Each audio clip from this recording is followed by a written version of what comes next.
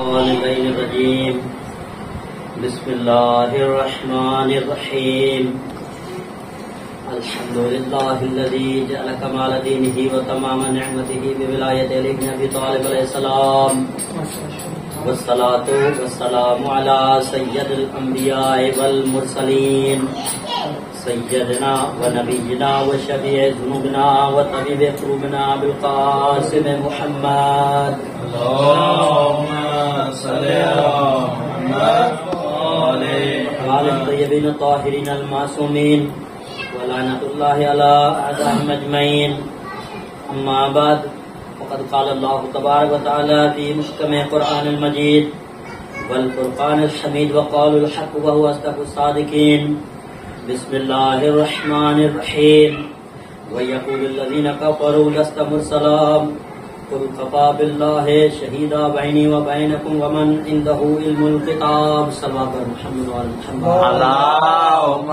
صل على محمد وعلى محمد وعجل پروردگار ہم سب کی یہ قلیل عبادت اپنی عبادت کے تصویر قبول منظور فرمائے آمین بانی محفل برادر محمد سلیم محمودی کی توفیقات خیر میں اضافہ فرمائے بانی کے تمام مرحومین کی مغفرت فرمائے حاضرین مجلس سامعین مجلس بانیان مجلس کے تمام کے دل میں جو حاجات شرعیہ ہے پروردگار ان تمام کی حاجات شرعیہ میں قبول منظور فرمائے اپنی دعاؤں کی قبولیت کے واسطے وقت امام زمانہ کے دلدور کے لیے باز بلند صلوات اللهم صل على محمد وعلى محمد وعجل پروردگار کے لاکھ احسان جس نے ہم کو اہل بیت علیہ السلام جیسے عظیم رہبر عطا فرمائے اللہ کیا خدا نے دنیا میں جو چیز بھی بھیجی ہے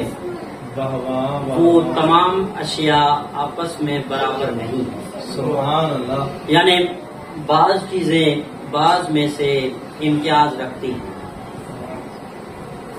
زمین پوری دنیا میں ہے لیکن جو مقام کعبہ کی زمین کو ہو کسی اور کسی کو نہیں ہے پانی ہر جگہ ملتا ہے لیکن جو مقام آب کوثر آب زمزم کو ہو سبحان اللہ کسی اور کا مقام وہ نہیں ہے اسی طرح تمام مخلوقات میں پروردگار نے انسانوں کا مقام بلند رکھا ہے یعنی جو مقام انسانوں کا ہے وہ پرندوں کا نہیں حیوانوں کا نہیں ہے انسانوں میں جو مقام پروردگار نے 1,24,000 انبیاء میں جو ہے دیا ہے وہ کسی اور انسان کو نہیں دیا ہے ماشاء اللہ انبیاء کو خدا نے کچھ خصوصیات عطا کی سبحان اللہ سبحان اللہ ان میں سے ایک خصوصیت جو پروردگار نے نبیوں کو دی ہے وہ ہے معجزہ توجہ دیتا ہے بسم اللہ معجزہ وہ ایک خصوصیت ہے جس کے ذریعے وہ نبی توحید کا تعارف بھی کرواتا ہے اپنی نبوت کا اعلان بھی کرتا ہے اپنا تحفظ بھی کرتا ہے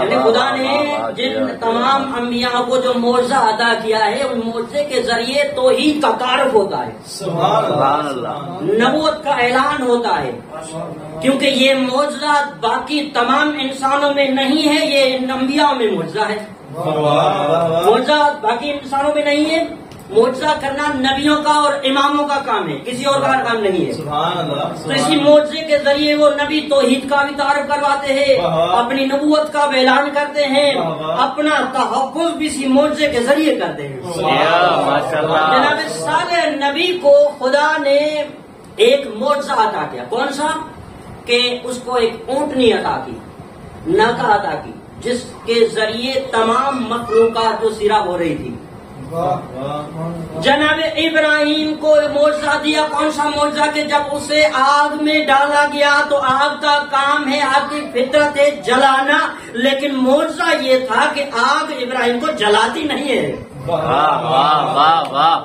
اسی طرح وہ جو 4 پرندے جناب ابراہیم نے ذبح کر کے خیمہ بنایا، پھر جو بلاتا ہے، جس پرندے کو بلاتا ہے وہی پرندہ آتا ہے. یہ کام کسی اور کے بس کی بات نہیں ہے. جناب یوسف نبی کو معجزہ عطا کیا، توجہ ہے نا، بسم اللہ. جناب یوسف نبی کو پروردگار نے معجزہ عطا کیا، کون سا؟ کہ اس کے کرتے میں اپنے باپ جناب یعقوب کے جو بینائی کے لیے شفا رکھ دی گئی ہے. یہ جناب اسی طرح جناب داؤد کو معجزہ ملا، کون سا ملا؟ کہ وہ لوہے کو موم بنا کر اسے جنگی لباس بنا رہا ہے، اس کا یہ معجزہ تھا. اسی طرح جناب عیسیٰ کا معجزہ یہ تھا کہ وہ گہوارے میں ہی بولتا ہے، اندھوں کو شفا دے رہا ہے، بیماروں کو شفا دے رہا ہے. یہ جناب اسی طرح جناب موسیٰ کو معجزہ کون سا ملا؟ وہ اسے عصا ملی، ایک عصا جس کے ذریعے وہ عصا کبھی پھلدار درخت بن جاتی ہے، کبھی سایہ دار درخت بن جاتی ہے. کبھی وہی عصا دربار فاسق پہ، دربار فرعون میں جا کر اس وقت کے فرعون کے جادوگروں کو جادوگر کا جادو تمام کرنے کا کام کر رہی ہے.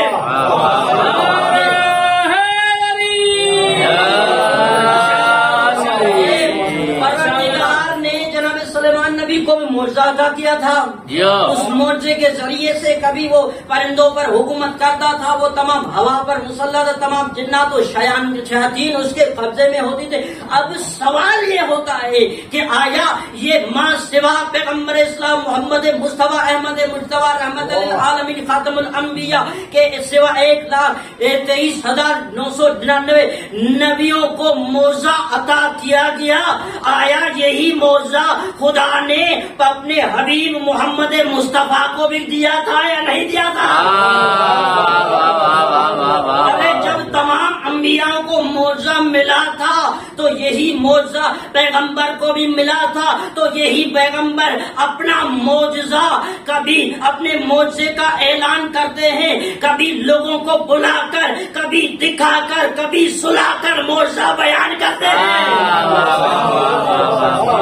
پیغمبر اپنی زندگی میں حیات طیبہ میں لوگوں کو بلا کر معجزہ دکھاتے ہیں، کبھی دکھا کر معجزہ بیان کرتے ہیں، کبھی سلا کر معجزہ دکھاتے ہیں. یہ پیغمبر اسلام نے جو معجزہ عطا کیا، اس لیے یعنی پیغمبر اسلام کے معجزے قرآن بھی ہے، اہل بیت بھی ہیں، اس کے علاوہ جو ہے رد شمس بھی ہے، اسی کے علاوہ پتھروں کو بلانا، پتھر آنا، یہی پیغمبر کے معجزے ہیں. درخت کو پیغمبر بلاتے ہیں، یہ پیغمبر کا معجزہ ہے.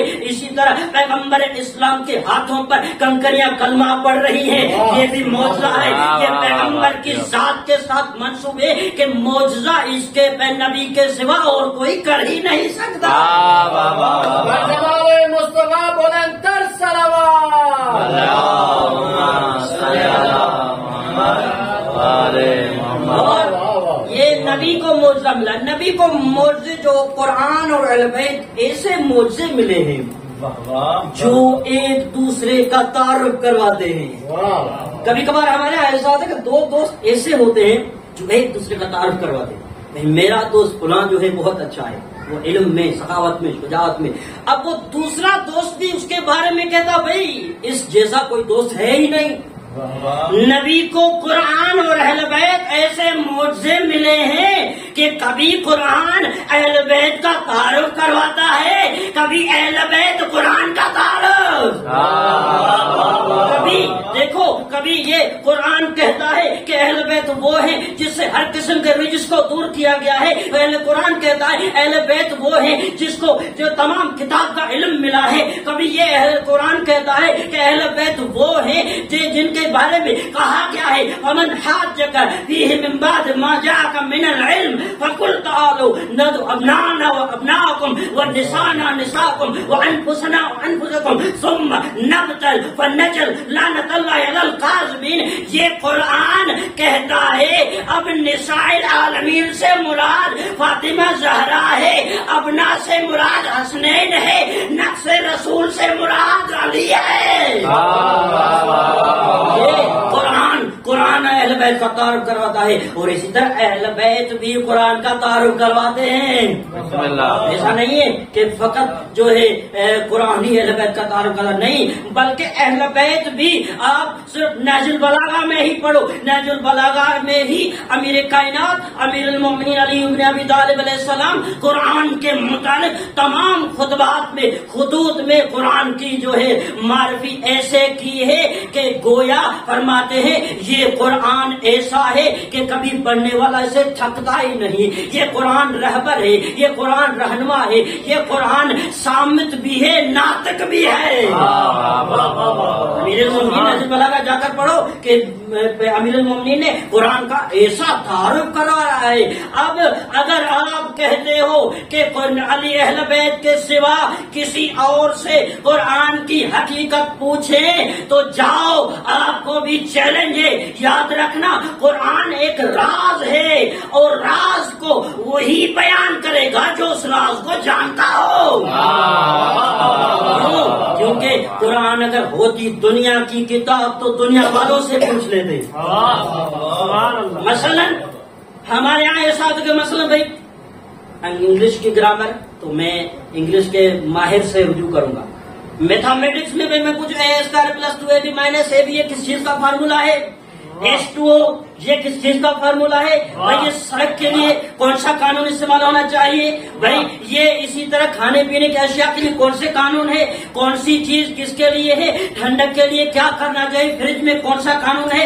اب یہ تمام قوانین دنیا کے قانون جاننے کے لیے کسی دنیا والے کے پاس ہی جائیں گے. لیکن یاد رکھنا قرآن دنیا کی کتاب نہیں ہے، قرآن دین کی کتاب ہے. تو قرآن کو کسی دین والے سے ہی پوچھنا پڑے گا. اگر آپ کہتے ہو کہ قرآن کا معلوم ہے تو جاؤ، تمہیں بھی چیلنج ہے، کسی تیسما خان کو بلاؤ، اس سے پوچھتے ہیں صرف الف لام میم کی وضاحت تو کرے، اس کا مطلب کیا ہے. اگر قرآن کی حقیقت کو کوئی راز جانتا ہے تو کم از کم اس میں جو ہے کچھ خصوصیات ہونی چاہیے. قرآن کا اس سے مزاج ملتا ہو. کون سا مزاج؟ مثلا قرآن میں تمام اشیاء کا ذکر ہے، وہ ایسا ہو، قرآن کا مفسر ایسا ہو جس کے پاس پورے قرآن کا علم ہو. کیونکہ یہ تو مسلم ہے، قرآن میں ہر چیز کا علم، تو مفسر بھی ایسا ہو جو تمام کتاب کا علم جانتا ہو. اسی طرح قرآن طیب ہے تو مفسر بھی ایسا ہو کہ کم از کم جو ہے آئے طہارت کا مصداق تو ہو. لیکن میں آج کے اس تاریخ اجتماع میں تمام علماء کرام مومنین کی بارگاہ میں جملہ ہدیہ کر رہا ہوں کہ یاد رکھو، کسی کو چیلنج کرو، کوئی نہیں قرآن کا راز بتا سکے گا سوائے اہل بیت کے. آؤ ہم تمہیں بتاتے ہیں، ہمارے پاس وہ ہستی ہے کہ کبھی منبر پر بیٹھ کر فرماتے ہیں، نہج البلاغہ کا خطبہ پڑھو کہ فرماتے ہیں کاش میرے لیے علم کی مسند بچھائی جائے، میں اہل تورات کو تورات سے جواب دیتا، اہل انجیل کو انجیل سے جواب دیتا، اہل زبور کو زبور سے جواب دیتا، اہل قرآن کو قرآن سے جواب دیتا. تمہارے پاس علی جیسا ہے تو لے آؤ.